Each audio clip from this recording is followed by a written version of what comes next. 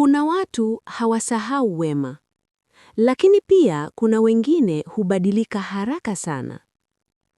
Ulimkuta wakati maisha yake yalikuwa magumu sana. Hakuwa na hata mahali pa kuishi. Mfuko ulikuwa mtupu, matumaini yake yalikuwa karibu kufa. Ukamfungulia mlango wa nyumba yako, ukamshika mkono, ukamsaidia kwa fedha kidogo ili aanze kusimama tena. Kidogo kidogo maisha yake yakabadilika.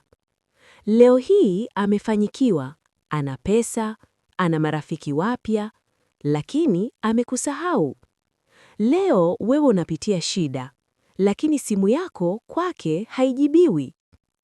Dalili ya moyo usio na shukrani ni kusahau mkono uliokuinua. Lakini kuna ukweli mmoja wa maisha. Hakuna anayejua kesho yake. Huenda kesho maisha yakageuka tena, na huenda akahitaji msaada kutoka kwenye mikono ile ile iliyomsaidia mwanzo. Usimsahau aliyekunyanyua, kwa sababu maisha huzunguka.